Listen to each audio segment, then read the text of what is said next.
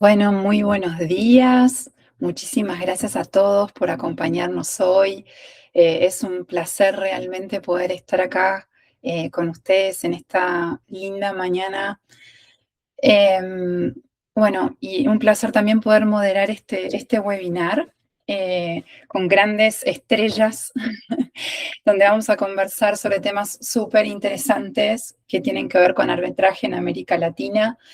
Es un webinar organizado por el Centro de Conciliación, Mediación y Arbitraje de la Cámara de Comercio Argentino-Brasilera de San Pablo. Y la verdad es que vamos a hablar sobre temas que son importantísimos, que tienen que ver con la práctica, específicamente con la práctica de arbitraje en América Latina y, bueno, intentando justamente cómo hay un boom de muchos arbitrajes en América Latina, intentando explicar, bueno, cómo podemos resolver más eficientemente eh, los conflictos en la región. Y bueno, para empezar, entonces les voy a comentar un poquito cómo vamos a organizar este webinar. Este webinar va a tener 3 bloques. El primer bloque va a ser vamos a dividirlo en 3 bloques. Cada uno de esos bloques va a tener 15 minutos. En general, los bloques todos van a hablar sobre temas bien prácticos de arbitraje en América Latina. Y al final vamos a tener un espacio abierto para preguntas. El idioma del webinar va a ser en español y también en portugués. La grabación después va a estar disponible en YouTube, en todas nuestras redes y además después en un futuro en nuestro site de la Cámara. Bueno, los invitamos entonces a mandar preguntas durante toda la sesión.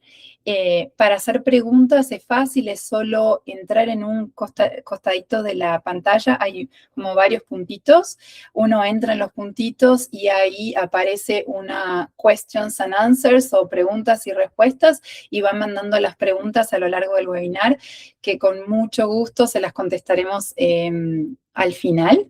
Y bueno, desde el centro, desde el CCMA, buscamos justamente traer soluciones prácticas y accesibles y modernas para los conflictos. Y bueno, y tenemos un compromiso y este espacio de conversación también y de debate es como una muestra también de ese compromiso que tenemos con la región. Bueno, voy entonces ahora sí, pueden abrir sus cámaras a presentar a los panelistas. Hoy tenemos unos panelistas como de lujo. Vamos a tener a Adriana Pucci, que es una árbitra independiente. Ella es argentina, pero radicada en San Pablo hace muchísimos años, abogada también en Brasil. Y ella es una de las fundadoras del Centro de Conciliación, Mediación y Arbitraje de la Cámara hace más de 25 años, entonces es un honor tener a ella con nosotros hoy. Ella es mestre por la Universidad de San Pablo en Integración de América Latina y también es doctora por la misma universidad en Derecho Económico. Bueno, ella nos va a dar su punto de vista desde el lugar de árbitra independiente que trabaja muchísimo con la región. Después lo tenemos a Carlos Hafeman, él es Head of Litigation de Enel Chile. Él trabajó, bueno, hizo un LLM en Estados Unidos, en la New York University, está conectado desde Chile, trabaja en firmas internacionales, bueno, tanto en Estados Unidos, en Nueva York, como también en estudios grandes en Chile, y bueno, habilitado a ejercer la barra en los 2 países, en Chile y en Estados Unidos. Y por último, Igor, bueno, brasilero, conectado acá de San Pablo también, igual que yo. Él también estudió, hizo el LLM en Estados Unidos, fue también secretario de nuestro centro de conciliación y bueno, queridísimo. Y es socio de un estudio muy importante acá en San Pablo que se llama MAC Abogados y está también habilitado para ejercer la abogacía también, tanto en Brasil como en Estados Unidos. Y por último yo, que lo presento hoy, mi nombre es Costanza Bodini, también soy abogada argentina y también en Brasil estudié en varias universidades, no soy tan vieja, pero sí, parece. Así que bueno, estudié en la Universidad Católica Argentina la graduación y después hice el LLM en Estados Unidos, en la Universidad de Illinois, un máster en la FGV acá en San Pablo y bueno, estoy haciendo un doctorado en la Universidad de San Pablo también ahora, así que bueno, trabajo en un escritorio que se llama Bueno Tax Lawyers y colaboro como directora en la Cámara de Comercio y liderando también el Centro de Conciliación, Mediación y Arbitraje. Bueno, sin más delongas, como dirían en portugués, um luxo então apresentar esse painel e vou passar a palavra para nosso moderador Igor, que pode falar na língua que você quiser. Vamos começar com o bloco 1. Então é isso. Bom dia, vou falar em português, né? Vou ser o único aqui falando em português, mas queria agradecer a oportunidade de participar desse webinar junto com vocês. Conheço, né, vocês há bastante tempo e eu tenho certeza de que os temas que a gente preparou aqui vão ser muito úteis para quem tem o desafio de litigar e de empreender aqui na América Latina. E aí eu quero, como a gente tem muita coisa para discutir, eu já queria começar com o primeiro tema, que eu acho que é muito interessante para o empresário, né? Então, vou começar no Brasil, a gente começa no Brasil e depois a gente abre a perspectiva aí na América Latina. No Brasil, se entende normalmente que a arbitragem ela é, em comparação aos processos judiciais, mais custosa, mais cara do que um litígio judicial. E aí, né, tem-se a percepção de que a arbitragem ela só seria útil para casos de muita complexidade, de um valor muito elevado, e se não for isso, o Poder Judiciário. E aí eu queria começar fazendo a primeira pergunta, então, para a Adriana, para saber, né, nessa sua posição, né, de árbitra, advogada, essa experiência, o que você acha dessa afirmação? Você concorda, discorda, concorda em parte? Bom dia a todos. Bueno, primeramente, muchísimo obrigada, Constanza, pelo convite para participar de este webinar. Un placer, una honra estar con Carlos, con Igor, y también con Constanza participando de esta mesa. Agradezco también a Cámara de Comercio Argentino-Brasileira de São Paulo pelo convite y al Centro de Conciliación y Arbitraje de esta Cámara. Y también doy los parabéns pela iniciativa, porque realmente, ya que me toca falar do Brasil, Brasil es un país que está siendo muy reconocido en el mundo, pela prática da arbitragem, pela correta prática de arbitragem y pelo volumen de arbitragens que se están desenvolvendo no país. O Brasil começou com arbitragem há 30 anos, esse ano se comemora os 30 anos da lei de arbitragem, assim que, comparando com os países europeus e com Estados Unidos, é um país que é relativamente novo na história da arbitragem. No entanto, a arbitragem se tem desenvolvido aqui no Brasil e respeitando os padrões internacionais contemporâneos do Instituto. Então, essa é uma pergunta que sempre se faz. Puxa, a arbitragem é cara, vale a pena, não vale a pena? Essa é uma pergunta que toda a vida, desde sempre, se faz. O tema é o que significa caro para as pessoas. É dizer, logicamente que a pessoa tem que desembolsar dinheiro mais rápido, assim, tem que desembolsar os honorários dos advogados rapidamente, e porque se estima que o processo arbitral aqui no Brasil demora entre 2 ou 3 anos como máximo. Então, em 3 anos, as partes têm que desembolsar, têm que pagar honorários de árbitros, têm que pagar as taxas da Câmara, têm que pagar os seus advogados, e tem que pagar seus advogados, tem que pagar peritos, enfim, assistente técnico, é decir, tem que desembolsar un importante valor y en poco tiempo.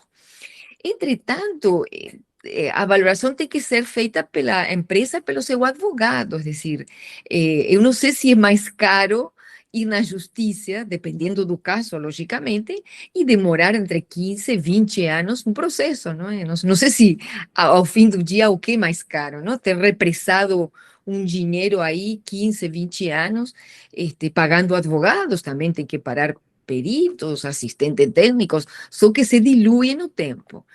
Então, assim, eu acho que, eu não sei como comparar, porque depende do que significa caro ou barato para as pessoas, cada um tem seu conceito. Na minha opinião, a arbitragem é muito boa, evidentemente, talvez não para pequenas causas, talvez não seja para pequenas causas, mas para causas um pouco mais complexas, onde se requer análises de temas específicos, onde a parte tem a possibilidade de escolher seu árbitro, uma pessoa que ele conhece, que tem, em relação à qual tem confiança, e que possa ser uma pessoa experta no tema objeto da controvérsia, e possa olhar para essa controvérsia com mais profundidade e detalhes do que se faz no judiciário. Porque, naturalmente, o judiciário, os juízes têm um volume muito grande de causas e de diversos temas. Realmente, o trabalho no judiciário, que é muito bom, não quero desmerecer em absoluto, o trabalho do judiciário, mas, logicamente, uma pessoa que é especialista em certos temas, seja, por exemplo, propriedade intelectual, seja matérias de construção, de infraestrutura, contratos de M&A, de compras de empresa, de contratos de tecnologia em si. É decir, você contar com um profissional especializado no tema e com tempo para dedicar-se, para estudar, ver as peças com tempo, eu acho que o melhor caminho é a arbitragem. Agora, sim, tem que desembolsar dinheiro, tem que desembolsar. É decir, hoje em dia as estatísticas estão que no Brasil uma arbitragem promédio, sem aquelas grandes arbitragens da infraestrutura, que essas demoram um pouco mais por causa das perícias técnicas, mas demoram 2 anos, 3 anos. E sim, em 3 anos tem que desembolsar. Mas eu acho que para quem é credor, né, quem tem um crédito, consegue obter a decisão rapidamente. Porque vamos a lembrar que no Brasil a sentencia arbitral no está sujeita a recurso. Entonces, en 2 o 3 años você tem resolvida sua controvérsia y eventualmente, si a parte condenada pela sentencia arbitral no cumprir con la condenación, a parte puede executarla como o título, a sentencia arbitral no Brasil es un título executivo judicial, entonces puede ser ejecutado facilmente ante nos tribunais brasileiros. Bom, não. E aí, Adriana, né? Eu acho que é muito interessante porque depende de caso a caso, né? Justamente por isso a gente vai abordar mais para frente, né? Como é que a gente torna a arbitragem mais rápida e mais barata? E isso pode tornar ainda mais barata, né? E aí só uma questão de objetivo, um valor objetivo. Daqui em São Paulo, as custas só para entrar com a arbitragem, com uma ação judicial, dependendo do valor, podem ser mais de R$100 mil, né? Sem considerar apelação, que vai aumentar. Então, não é uma conta matemática e óbvia. Eu acho que isso é muito interessante. E eu acho que agora eu queria perguntar para o Carlos como é que é a situação no Chile em relação à arbitragem, disputa judicial. O que você pensa sobre isso? Primero que todo, muy obrigado por el convite. Muchas gracias a la Cámara de Comercio, a la Cámara de Arbitraje, Constanza, Igor. Y muchas gracias por la presentación. Y obviamente muchas gracias a Adriana por estar conversando aquí con nosotros también. Yo creo que hay que hacer un poco de contexto respecto del sistema judicial en Chile. Primero que todo, no existen tasas judiciales para litigar en los tribunales ordinarios de Chile. No existe un pago a los tribunales. Muy anteriormente, estamos hablando del año 2015 hacia atrás, previo a la ley de digitalización del sistema judicial, algún abogado podría haber dicho, sí, claro, hay alguna especie de tasa judicial. ¿Por qué? Porque tenemos que pagar las copias de los expedientes que se imprimen. Esa habría sido una especie de tasa que habría que pagar. Pero hoy en día es cero. El único costo que tiene asociado un proceso judicial, más allá de los honorarios de abogados, es el pago de los ministros de fe. Hay un ministro de fe que se llama notario o receptor judicial, que efectúa las notificaciones, toma las declaraciones testimoniales y certifica su autenticidad, y realiza otras gestiones, embargos. Es un funcionario judicial que actúa como ministro de fe. Y ellos cobran honorarios. Ese es un costo asociado al proceso judicial que creo que no lo tiene el arbitraje. Ahora, descartado esta distinción, porque obviamente en el arbitraje sí tiene un costo inherente, que son los honorarios del árbitro, de los cuales ya abrió Adriana, y los costos del centro arbitral, en base a ese previo contexto, yo creo que, en definitiva, el arbitraje puede que sea menos costoso que el litigio si tomamos en consideración todos los costos directos y los costos indirectos, incluso, no para todos los casos, pero incluso en aquellos casos más pequeños. Lo voy a explicar por qué. Primero, en materia de costos directos, yo creo que esto es bastante sencillo. Honorarios de abogados, en general, para un litigio que dura mucho tiempo, van a ser más caros que para un arbitraje que probablemente dure 1 o 2 años. Un litigio complejo puede durar hasta 15 acá en Chile, en especial si llegamos a la Corte Suprema.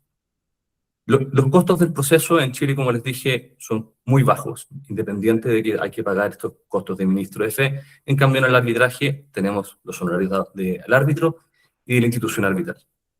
Ahora, como punto aparte, les menciono que en Chile hay un reglamento especial para arbitrajes pequeños, que son bajo $50.000, $100.000 aproximadamente. Y en esos casos, los costos de arbitraje, inherentes al arbitraje, muchas veces alcanzan los $2.000, que es más alto que en un litigio, pero es bastante bajo. Ahora, ¿cuáles son los costos de los que quisiera llamar la atención? Y estos son costos que uno comienza a poner la atención cuando pasa de una firma a ser in-house counsel, que en mi caso, que son los costos que más atemorizan a los CFOs, a los CEOs. Primero, son las demandas temerarias. En arbitraje, en general, la cuantía y los honorarios del árbitro y costos del centro arbitral se determinan en base al monto de la demanda, al monto del claim. Me acaba de ocurrir con una persona con poco conocimiento de arbitraje que planteó una demanda que debió haber sido, no sé, de 100.000 euros, la planteó de 10 millones de euros. Temeraria, porque en el litigio se puede hacer eso en Chile, no tiene un costo asociado, pero lo hizo en arbitraje. Y no había leído las reglas y no se dio cuenta de que los honorarios del árbitro iban a ser altísimos. Y terminó abandonando el claim. Y eso le generó un perjuicio a la compañía. Y eso es una ventaja, creo que para las empresas. Cuando uno pacta arbitraje, en general, salvo que te toque una parte poco sofisticada, en general tienes el beneficio de que no van a plantear en contra de ti una demanda temeraria muy alta, que puede generar suspicacias en los CFOs, preocupación en los accionistas, preocupación en los directores. E incluso puede afectar tu perfil de crédito, tu perfil de riesgo. El segundo punto, que creo que hace más costoso el litigio que el arbitraje, es la publicidad del conflicto. Cuando el conflicto es público y están los juzgados, hay un escrutinio especial del público, de la prensa. Eso nuevamente, en especial cuando se trata de sociedades anónimas abiertas, es un problema. Te trae más trabajo y puede que incluso tengas que revelarlo en los estados financieros.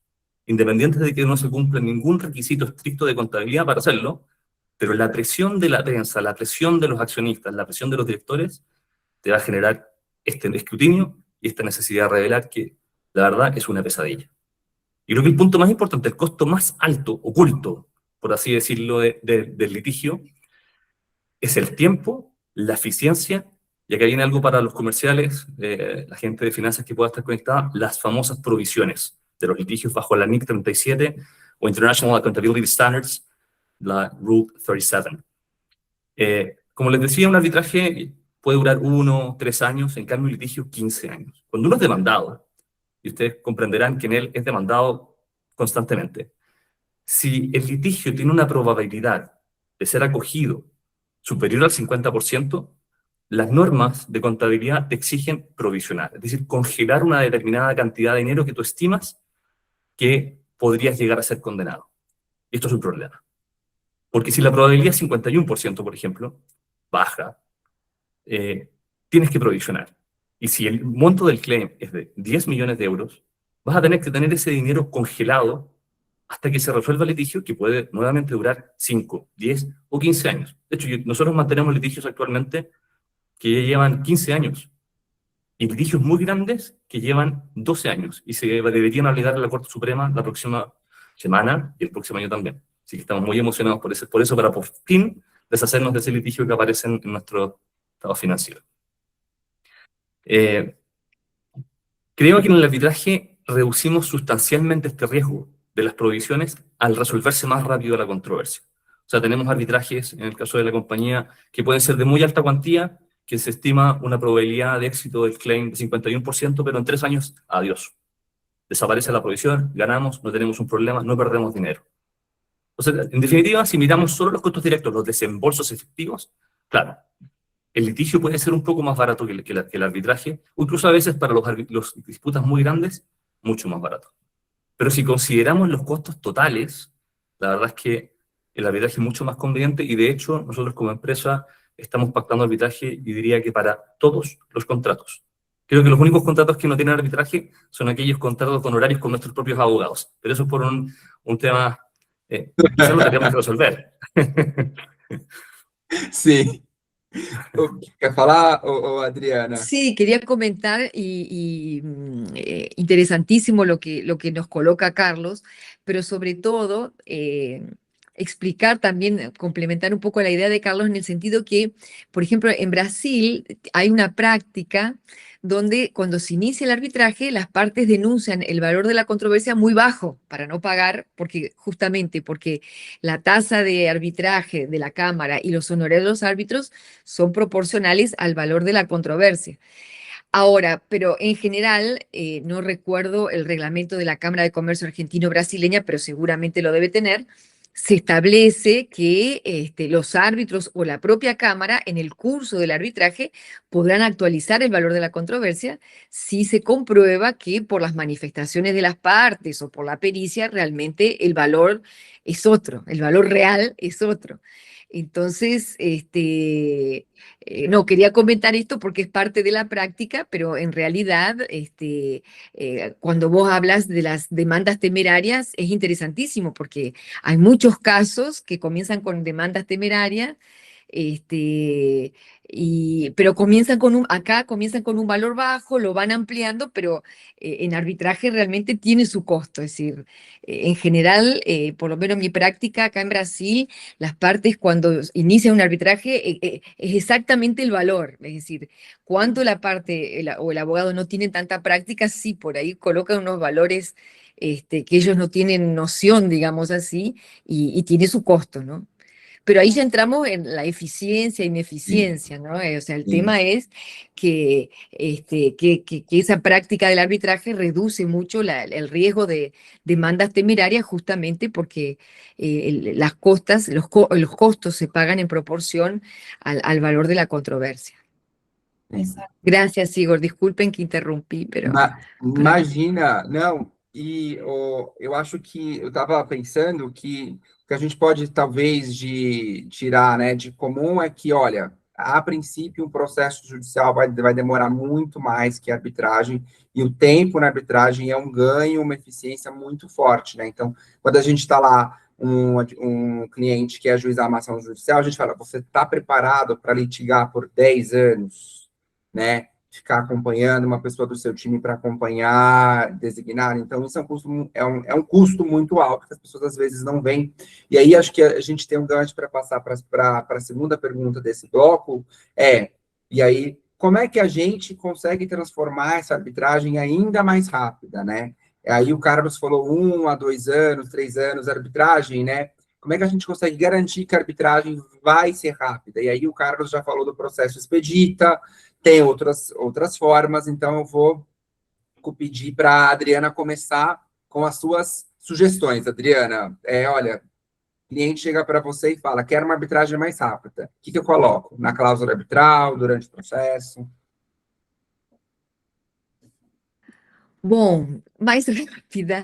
Eu actuo como árbitro, ou seja, já há algum tempo que não advogo em arbitragem. Então, não vou falar da parte do advogado, vou falar da parte do árbitro, que o árbitro é muito pressionado, somos muito pressionados para acelerar o processo. Eu acho que, bom, a maioria das câmaras tem regulamentos, os regulamentos da arbitragem expeditas e regulamento das arbitragens normais. Esse é um caminho, não? É decir, a parte, o advogado da parte, terá que avaliar, e pelo monto da controvérsia, se escolhe o regulamento, se pode escolher o regulamento da parte, um regulamento com procedimento expedito, ou se escolhe o normal. Agora, eu acho assim que os árbitros estamos muito mais ágeis, mas também as partes estão, na minha percepção, muito mais litigiosas. Então, há um volume de trabalho muito importante na arbitragem, é decir, não somente as manifestações previstas normalmente no cronograma do termo de arbitragem, data de emissão, mas também há muito volume de manifestações, de pedidos de esclarecimentos das decisões interlocutórias dos árbitros, há muito volume de trabalho. E eu acho que se se demora um pouco arbitragens, onde mais podemos encontrar demoras é nas arbitragens de construção ou de infraestrutura. E esse é um ponto que se está debatendo muito aqui no Brasil hoje, não é? É decir, o tema do perito. Na verdade, a demora maior é naquelas arbitragens que se requer de perícia, não? De perícia técnica. Então, há todo um debate aqui no Brasil, não há uma solução, pelo menos eu não vi uma solução, mas se um debate se o tribunal, por exemplo, escolhe um perito da confiança do tribunal, ou se partimos para a prática internacional, que nas arbitragens internacionais, cada parte contrata seu próprio perito, perito de parte, y presenta un relatorio, un informe con seu perito de parte, y el tribunal decide a partir do debate o enfrentamento, digamos así, dos pareceres técnicos dos peritos contratados pelas partes. Existe ese debate no Brasil, si mantemos a figura tradicional, que é o perito do tribunal, que é aquele que se usa no fórum, ou se partimos para a prática internacional, onde cada parte apresenta o perito de parte e o tribunal decide com base nos pareceres técnicos dos peritos de parte.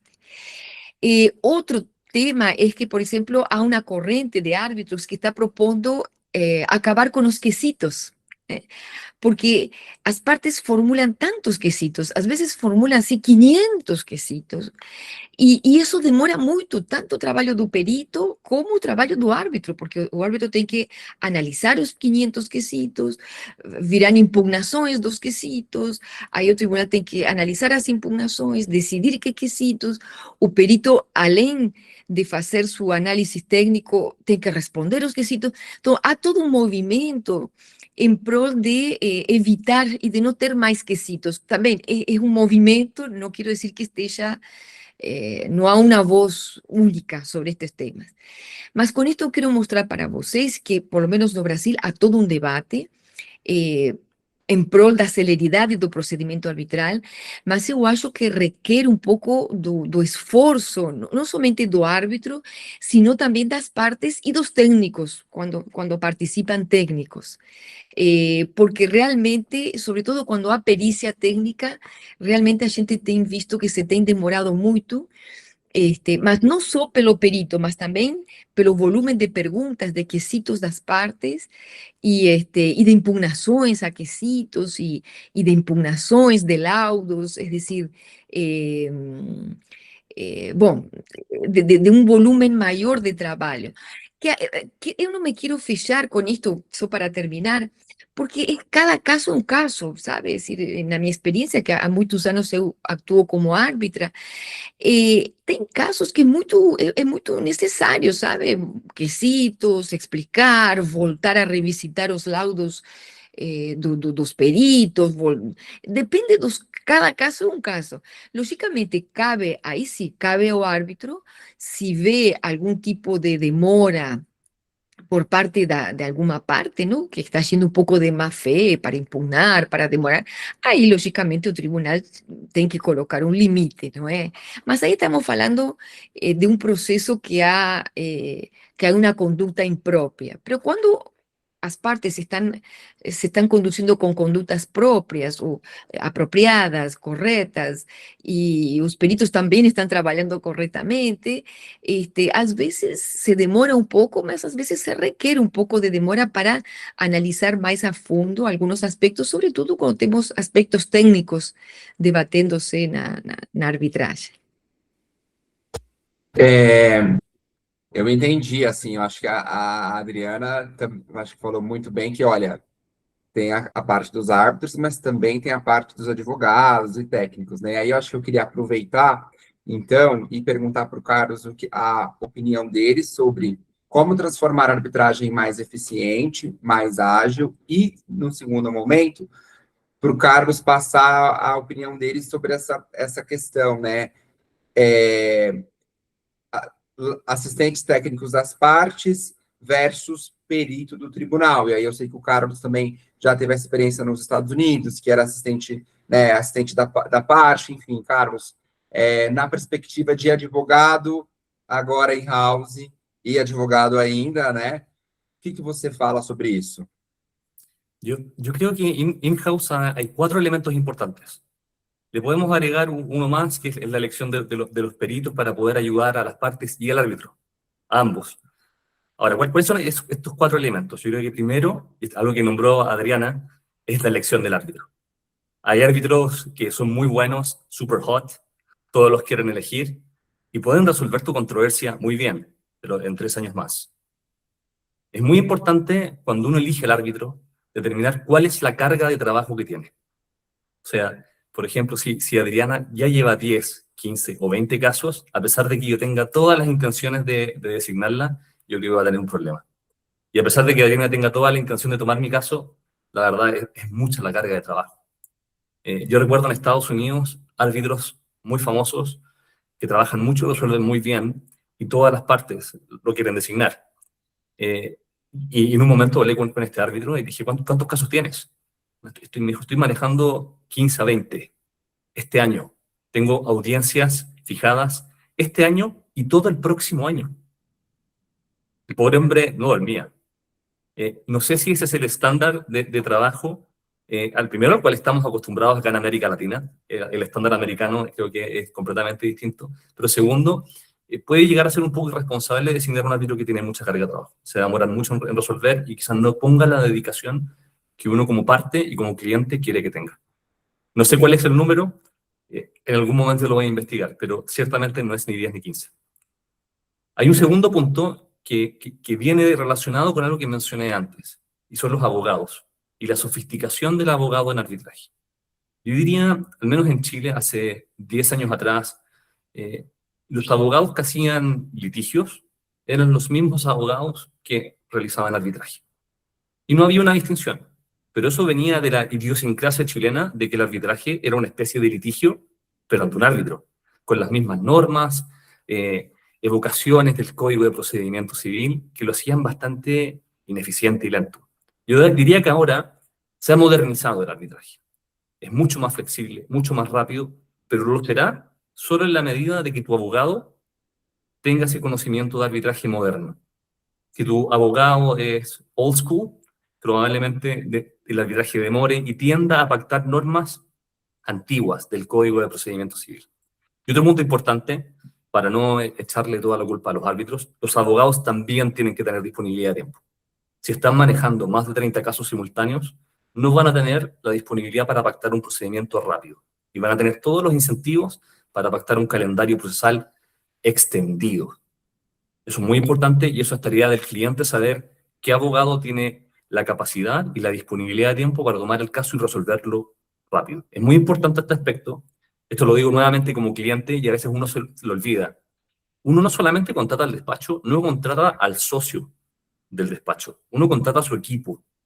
Si uno depende excesivamente del socio que te está asesorando, la verdad, las respuestas van a llegar de forma lenta. Es muy importante, y esto es algo que me di cuenta ahora haciendo in-house. El equipo que soporta al abogado, seniors, juniors, tiene que ser igual de bueno que el socio. Cada uno dentro de sus capacidades. Si no, esto no va a funcionar. El tercer punto, obviamente, es el diseño del procedimiento, un procedimiento moderno, sin tantas copias del Código de Procedimiento Civil, sino más bien a un procedimiento más flexible, moderno. Yo hablo de la internacionalización del arbitraje. Los procedimientos, a ver, las ideas buenas se copian.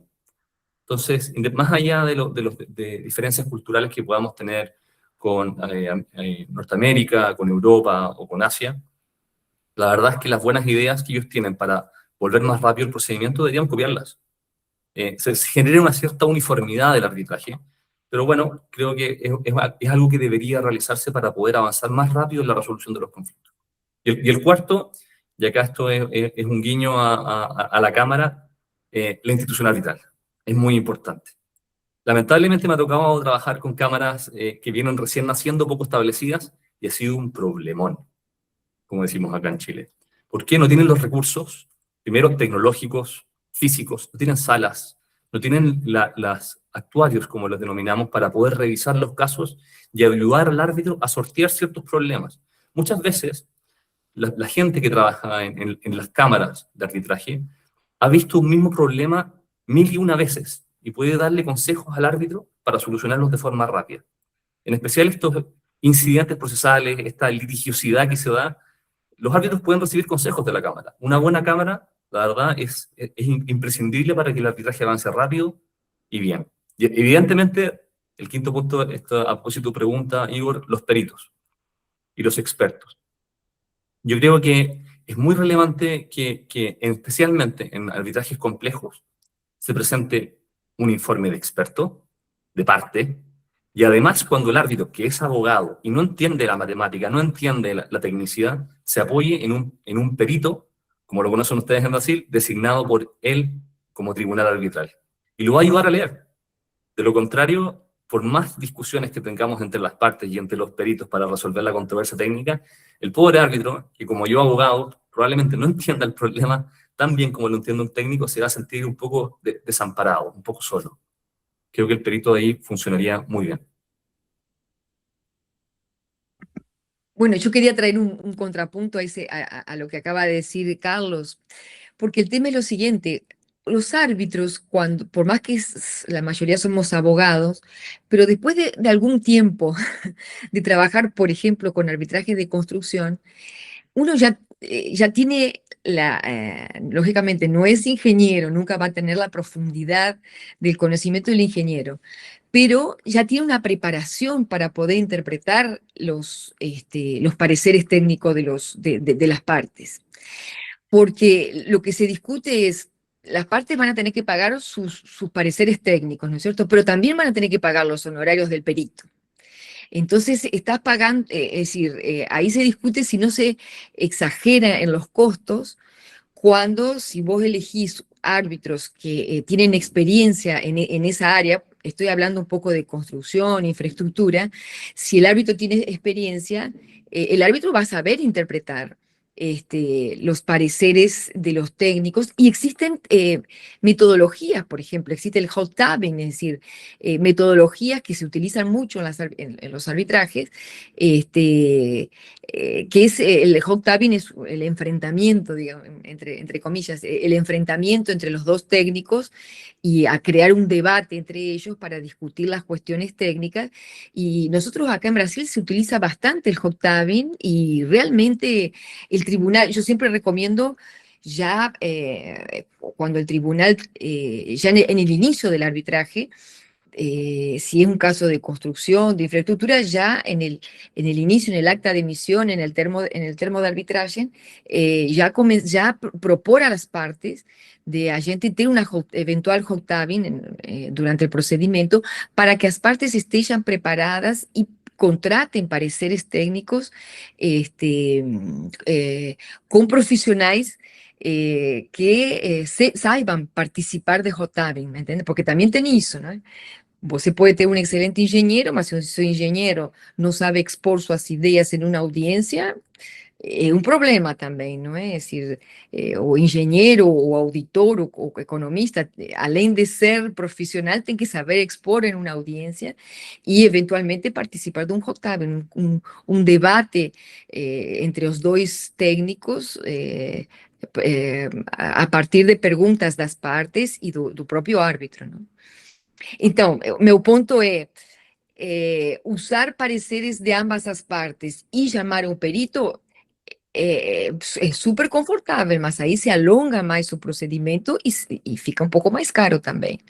Que isso é o que se está agora aqui no Brasil debatendo e como para tentar ser mais eficiente, não? E eficiente em quanto a tempo e a custo também. Não, eu tava para encerrar esse primeiro bloco aqui, né? Eu acho que depende muito também da matéria, porque acho que se for uma construção mais típica, eu acho que os árbitros têm essa capacidade. Mas uma vez eu estava numa arbitragem que era um equipamento específico de um metrô, uma análise muito específica. Aí as duas partes apresentaram pareceres, mas aí chegou lá, né? O tribunal estava tão oposto que o tribunal falou: deixa eu chamar um especialista aqui que eu confio. E aí foi determinante para a gente, foi bom porque a gente estava com a razão, mas se eu tivesse do lado lá, eu não ia gostar do perito, do lado contrário. Mas, para encerrando esse bloco, eu queria agradecer e queria passar a palavra, então, para Constanza, para liderar o segundo bloco. Perfeito, muito obrigada, Igor. Só fechando esse bloco, eu acho uma coisa importante do lado do centro, né? A gente sim tem processos pequenos no centro, não muito grandes, assim, de 300 mil reais, uma coisa assim, que conseguem ser resolvidos no centro por custos menores. Então, a gente sim tem isso. E temos também uma coisa que é super interessante também, que é a possibilidade de você ter ou um árbitro, né, para esses processos que são, né, litígios menores, e muito, com uma atenção muito personalizada. É um centro muito antigo, mas não tem uma estrutura enxuta, não tem uma estrutura gigante. Então, também isso faz com que os custos sejam menores, tá? Pasando para español, así voy a hablar con Carlos. Y una cosa interesante también que me quedó de la conversación de Carlos también es, bueno, a ver, es una decisión estratégica. Esto es una estrategia, es como jugar al TEG. A ver, ¿qué quiero? Estirarlo a morir y gastar esa plata en este tanto de tiempo y tenerlo provisionado durante 1000 años y bueno, y me hago cargo. O, bueno, voy por ahí, me sale un poco más caro al principio, pero resuelvo en un tiempo que ya sé que no va a durar, por lo menos en Brasil, y vimos que también en Chile también es como hiper eficiente, y me encantó escuchar también que los tribunales de Chile son, en cierto sentido, eficientes en costos en el inicio, cosa que acá por ahí en Brasil no es tan así, es más caro, entonces la persona ahí como que piensa más realmente por dónde empezar. Y ahora, bueno, pasando para el segundo bloque, que va a ser nuestro último bloque, voy a hacer las preguntas porque tenemos para hablar. Hoy está muy interesante y tenemos para hablar un montón, pero no nos va a dar el tiempo para hablar de todas las cosas que queríamos. Vamos a pensar un poco ahora en una cosa que es pero fundamental para nosotros y crítico, en realidad, que va a ser un poco... bueno, ¿cómo llegamos dónde vamos a resolver nuestro conflicto, ¿no? Entonces, primero, qué tiene que tener el contrato o qué tiene que tener nuestros documentos para llamar, para que alguien levante la mano y diga, sí, yo me hago cargo, ¿no? Que es básicamente lo que llamamos de cláusula arbitral o cláusula de mediación arbitraje en los contratos. Y ahí nosotros siempre, por ejemplo, en el Centro de Conciliación y Arbitraje tenemos en nuestro site de la Cámara, tenemos publicada nuestra cláusula arbitral y nuestra cláusula como modelo de mediación también. Entonces también las empresas, muchos asociados o muchas personas que conocen cómo trabajamos, la ponen en sus contratos para después poder venir a resolver los conflictos al centro. Y después, por otro lado, también la ley que va a ser aplicable, ¿no? Entonces vamos a hacerlo en Brasil, vamos a hacerlo en Chile, vamos a hacerlo en otro lugar de Latinoamérica. Una cosa que nosotros siempre intentamos llamar es eso de decir, ¿por qué vamos a ir a Estados Unidos o a Europa o a Asia a resolver conflictos en otros idiomas que no son los nuestros? O sea, la mayoría de los conflictos que tenemos acá son grandes empresas brasileras, grandes empresas argentinas, chilenas, paraguayas, colombianas, mexicanas, gigantes, que tienen enormes, que muchas veces, la verdad, todos los conflictos y los contratos fueron hechos en español. Y acabamos teniendo que pagar árbitros en otros países, por ahí en Estados Unidos, que la hora es mucho más cara, o en Europa. Traducir todo a otros idiomas y traducir la cultura de por qué fue hecho, porque además de traducir el contrato es traducir el modus operandi, que da un trabajo bárbaro de energía y de dinero. Entonces, bueno, la idea es como empezar a traer esos conflictos para acá, para la región, y confiar más en nuestras, ¿no?, capacidades, como todos los profesionales que están participando hoy acá y como muchos que seguro están asistiendo. Entonces, viendo, ¿no? Entonces, bueno, es un poco eso. Y entrando con la pregunta, entonces, más directo al punto, un poquito para Carlos, que ya estoy con el español, vamos a preguntarte, bueno, entonces, ¿qué sería esto de la sede del arbitraje? Para quien no sabe lo que es. La sede es un tema muy relevante y que pasa un poco desapercibido. De hecho, yo practicaba arbitraje antes, para mí siempre ha sido relevante, y cuando vine a trabajar a empresa y se redactaban las cláusulas arbitrales y se elegía la sede, la gente decía, bueno, ¿por qué no elegimos Nueva York? Es una sede neutra. ¿Por qué no elegimos Londres? Una sede neutra. Viajamos. Pero la verdad es que hay una confusión, porque la sede no es el lugar físico donde se va a realizar el arbitraje. La sede es el lugar legal del arbitraje. ¿Qué quiere decir esto? Es la jurisdicción a la cual nos sometemos a su ley y a sus tribunales. Entonces, el arbitraje queda sujeto a un marco legal y un marco de tribunales importante. Entonces, por ejemplo, si yo elijo Nueva York, ¿qué trae aparejada esa decisión de la sede? Primero, que voy a tener que aplicar la ley procedimental que rige en Nueva York. Bueno, yo y Igor la conocemos, pero yo imagino que varios compañeros que eligen la sede de Nueva York no saben de qué se trata la Federal Arbitration Act o las reglas de arbitraje del Estado de Nueva York en particular. Esa es una de las consecuencias. La segunda consecuencia es que nos vamos a someter a los tribunales de Nueva York. ¿Por qué? Porque esta es una forma de confirmar de ese país de que este método de solución de controversias, arbitraje, está siendo llevado de la forma que ellos estiman justa. Entonces, por ejemplo, si se emite un laudo que tiene sede en Nueva York, para poder ejecutarlo, deberá ser confirmado ante las Cortes de Nueva York. O por el contrario, si lo quiero impugnar, lo tengo que impugnar ante las Cortes de Nueva York o las Cortes Federales. Y eso trae aparejados costos tremendos. Un arbitraje, por ejemplo, de un contrato que tiene una cuantía de $10 millones y la disputa es de $1 millón, quizás nos vamos a gastar en abogados mucho más que eso. No solamente por el arbitraje, sino que además para poder litigar 1 o 2 años en las Cortes de Nueva York. Es brutal. Mi recomendación siempre ha sido, para contratos latinos, volvamos más latino el arbitraje, volvámonos más iberoamericanos.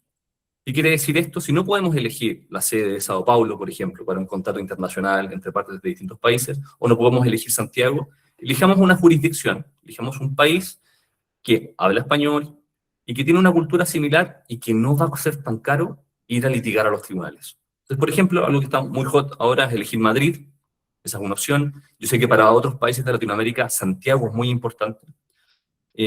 Ahora, ¿por qué es relevante también fijarse en la historia de arbitraje de estos países? Porque al someternos a los tribunales para confirmar los laudos o para anularlos, lo que uno quiere como parte es rapidez, ¿verdad? No quiere que le anulen el árbitro el laudo, y no quiere que se demoren mucho en confirmarlo para ejecutarlo. Entonces, la cultura de arbitraje de ese país es muy relevante. Por ejemplo, en Chile, nosotros estamos muy orgullosos de que todos los laudos que han sido emitidos por un tribunal bajo arbitraje internacional, es decir, con partes de distintos países, todos han sido confirmados. Ninguno en la historia de Chile ha sido anulado. Y eso es muy importante porque le da mucha certeza jurídica a las partes de que lo que se resuelve en arbitraje va a ser lo que va a terminar siendo ejecutado. En cambio, en otros países, el track record no es tan así. No tengo las cifras, pero ya que hablemos de que un 30% de los laudos son anulados en Nueva York, ya uno se empieza a poner nervioso. Porque ya incurrió en muchos gastos para que después te digan, esta disputa la va a terminar resolviendo no tu árbitro, sino que los tribunales en una sede de anulación. Lo que me parece muy complicado. Además hay otros temas. Están las normas de orden público. Cada país estima que hay ciertas normas sustantivas que son muy importantes para ellos y que no quieren que sean violadas. Obviamente varía de jurisdicción en jurisdicción. Por ejemplo, en Chile, la norma más típica es que el dolo futuro, la malicia futura, no puede ser renunciada anticipadamente en un contrato. Eso es algo que va a aplicar un tribunal chileno, independiente de que el arbitraje con sede en Chile esté sujeto a la ley de Brasil, a la ley de Inglaterra o a la ley de Nueva York. ¿Por qué? Porque cuando uno elige la sede, no solamente elige a los tribunales, a la ley procedimental de ese país, sino que también elige a la forma de cuidado que tiene ese país respecto de las normas de orden público. Este es un tema súper complicado que a veces los abogados se olvidan y hay que tener siempre en consideración. Coincido 100%. Adriana, ¿querés complementar con alguna cosa? Es súper interesante, estoy así como... No, el tema de la sede, como dijo Carlos, es un tema, no es físico, ¿no? Es un tema jurídico. Y tiene las consecuencias son, en caso que que se llegue a anular o hay un pedido de anulación del laudo, se va, lógicamente, son los tribunales competentes de la sede del arbitraje. Y además, si establecemos la sede en un país, si lo queremos ejecutar ese laudo, estoy hablando en español ahora, si queremos ejecutar, hablo un poco en español, otro un poco en portugués, si queremos ejecutar ese laudo en otro país, tendremos que seguir, aplicar la Convención de Nueva York y bueno, y homologarlo, como se dice, o reconocerlo en otro país. El tema es lo siguiente, o sea, para no entrar en tantos detalles, porque son temas súper interesantes que nos llevaría una mañana para hablar de ellos. Yo creo que el abogado o el empresario que va a establecer, que tiene que tiene un contrato y va a redactar su cláusula compromisoria, su cláusula arbitral, la parte tiene que analizar esa cláusula, establecer la sede a partir de su negocio, es decir, si él va a demandar a alguien que tiene bienes en Brasil, y yo le diría, no, busque la sede en Brasil, porque usted va a tener un laudo nacional, va a tener un laudo nacional brasileño y lo va a poder ejecutar rápidamente. Ahora, si yo tengo, por ejemplo, si es un caso grande, la empresa demandada puede tener bienes en varios países. Entonces yo puedo hacer, por ejemplo, la sede del laudo en Chile, la empresa no tiene bienes en Chile, pero yo lo voy a poder ejecutar, sé que lo voy a poder ejecutar afuera, ¿no es cierto? Hablando un poco de Brasil, lo interesante de Brasil es que en comarcas como São Paulo, Minas Gerais, creo que en el sur, Río de Janeiro, también en Río Grande do Sul, existen tribunales especializados en materia de arbitraje. Eso ha sido muy bueno para Brasil, porque ciertos juzgados de primera instancia y también de segunda instancia, los jueces son especializados en temas comerciales y de arbitraje. Entonces los jueces estudian y están muy bien preparados para atender temas de arbitraje y saben de la necesidad de la agilidad para la resolución y entonces son jueces preparados para resolver temas de arbitraje. Ahora, por otro lado, si existe un laudo arbitral emitido afuera de Brasil, para ser ejecutado en Brasil, se va a tener que homologar, lo que se conoce como homologar primero en la Corte, en el STJ, en el Superior Tribunal de Justicia, y después llega a un juez federal para ejecutarlo. Es decir, es un procedimiento bastante más rápido que el procedimiento común, pero, digamos así, ejecutar un laudo arbitral extranjero en Brasil tiene sus características particulares, porque no sé cómo es en Chile, pero, por ejemplo, sé que en Argentina el juez competente para ejecutar un laudo arbitral extranjero es un juez de primera instancia. Acá en Brasil no, primero pasa por la Corte, pasa por la Corte y después llega al juez federal competente para su ejecución.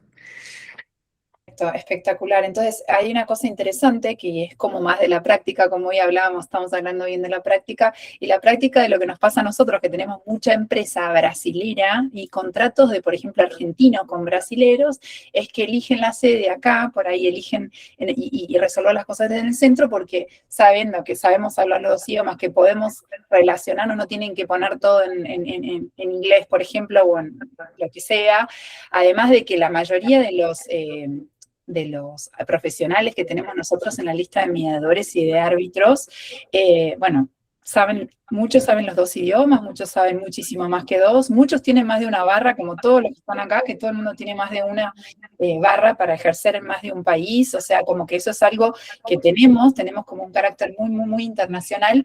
¿Y qué pasa? Realmente cuando quieren ejecutar rápido, muchas veces eligen, mismo que sea, por ejemplo, la empresa de otro país, LATAM, que habla español, eligen acá porque saben que lo van a poder ejecutar mucho más rápido, mismo sabiendo que tanto Chile, Argentina como Brasil somos signatarios de la Convención de Nueva York sobre el reconocimiento y ejecución de sentencias. Tiene toda esa, por ahí, burocracia, de una forma, que es parte del proceso cuando llega a Brasil, si fuese, por ejemplo, resuelto en otro país LATAM.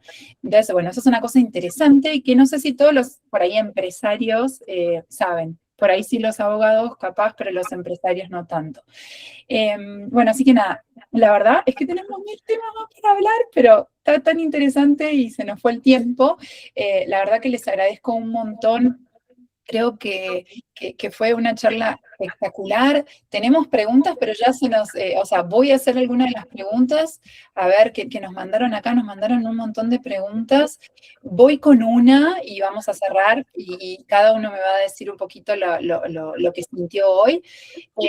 Pero bueno, en base a todo lo que vimos hoy. Bueno, si nos pudieran dar un consejo, por ejemplo, para el centro de arbitraje acá, con toda la experiencia que ustedes tienen tanto como árbitra como también sufriendo por el lado del cliente y de la parte, qué experiencias nos darían, y Igor también, porque Igor también trabaja en un estudio grande, si quiere también responder, para nosotros seguir mejorando nuestro trabajo.